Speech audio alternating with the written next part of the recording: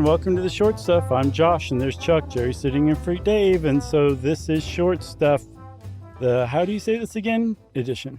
Yeah, I'm going to say it's spelled Y-A-K-H, as most words are. C-H-A-A-L. I'm going to say Yakhchāls.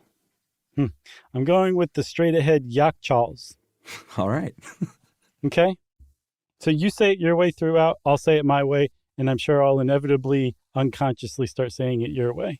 We'll see. But what we're talking about is the promise from our refrigeration episode, a little bit more on these ancient, basically ancient refrigerators or cooling systems.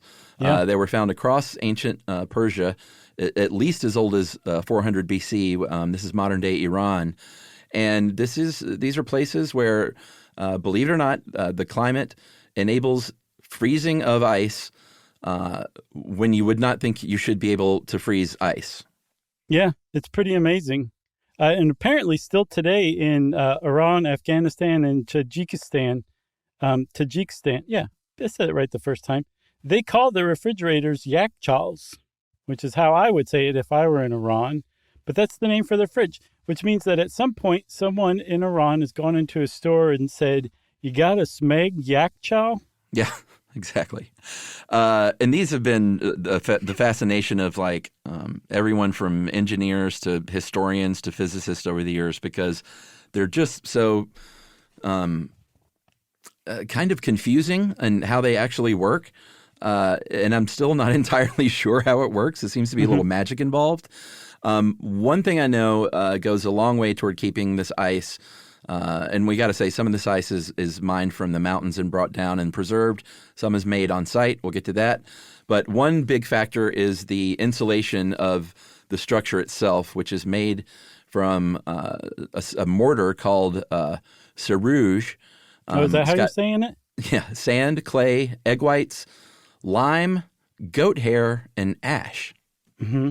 Quite a mixture. Some of these were several meters thick. Some of these Yakhchāls were. But there was a study, we got some of this information from the engineering firm Max Fordham, and they did an analysis from 2018 of Yakhchāls and just how effective they might have been. And they found that the walls of a Yakhchāl had the same insulative properties as a wall of concrete, 3 inches thick, surrounded by a 1 foot thick wrapping of styrofoam insulation. That's how effective these things were. Sand, clay, egg whites, lime, and goat hair and ash. I was going to say the secret is egg whites, but who knows? I don't know. You throw goat hair in there and yeah. Who knows what the secret? I think the secret is the whole thing together, the whole sarouge mixture. Yeah, probably so. So I mentioned that sometimes the ice was brought in from the mountains and kept there throughout the year, but usually what would happen is they would make ice. They would bring in water. They would divert water from an aqueduct through these underground water channels called qanats, and they would channel them to the north side of this wall. It's another thing we haven't mentioned yet is they have these very, very high walls that act as shade for these channels to keep the wind off of it because stuff isn't going to freeze as fast if it's moving. So to keep the water still and to keep it cooler away from that sun. Yeah, and so the channel has a little diversion into a trench or a pit or a very shallow, rectangular pond usually. And they'll divert water in there to fill it up, and then they let it freeze overnight. Over the course of a few nights, it'll continue to freeze and freeze and freeze in layers. And what they're taking advantage of, when it snows and then the temperatures heat up and all the snow melts, but there's a little pile of snow in a shaded corner of your yard that never gets direct sunlight.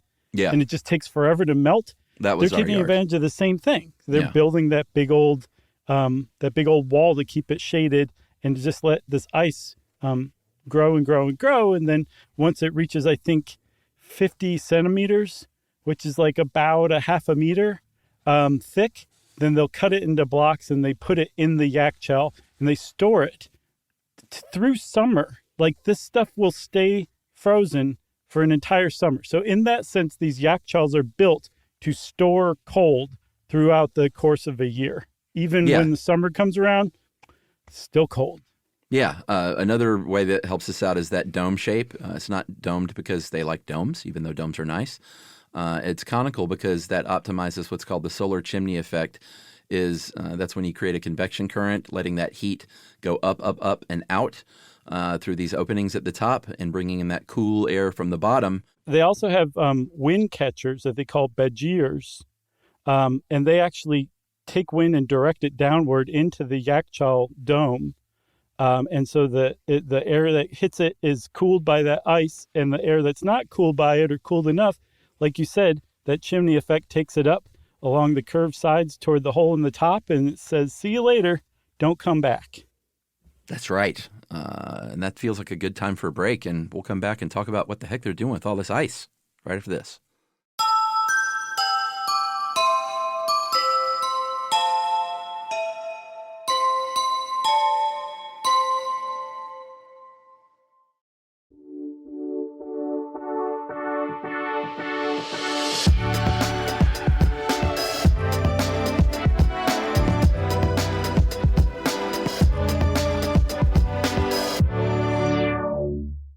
All right, so they're making ice, they're preserving ice.